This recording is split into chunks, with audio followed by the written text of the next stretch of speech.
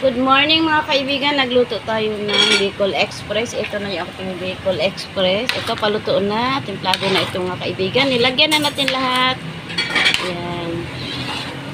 Ayan yung ating Bicol Express. Creamy yung ating Bicol Express. Mas masarap pag marami yung gata.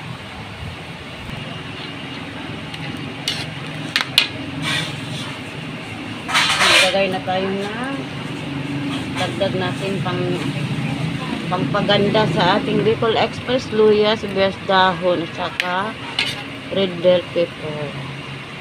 So ito mga kaibigan, luto na yung ating Bicol Express. So ito mga kaibigan, dito yung ating harap ng ating karinderya. Ayan yung ating lagayan ng ating mga inumin na tubig. Saka dito naka-display yung ating mga ulam. Silipin natin. Pakita ko sa inyo mga kaibigan ang ating menu for today.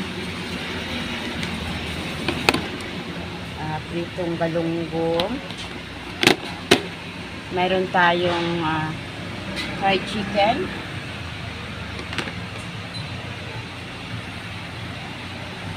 Saka dito naman sa kabila, ayan yung ating bihon.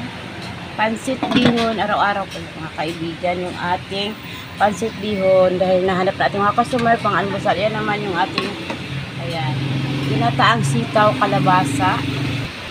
Saka dito naman po, ayan yung ating ginisang upo. Dito sa kabila, ang ating chicken afritada. Ito naman yung sinampalukan natin manok. So, ayan yung ating menu for today. Dito sa karinderya ni Malo, mayroon pa tayo dito sa hindi pa luto. Lutuin pa lang natin yung ating pork adobo. Saka ito yung ating Bicol Express. Dito sa kabilang kawali naman, ay nag-adobo tayo ng kangkong. Ayan.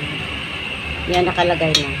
Yan po lahat ng ating menu for today. Magandang araw sa ating lahat. Please subscribe to my YouTube channel. Pakipalo ako sa aking Facebook page, Karinderya ni Malo. Yan po. Thank you very much.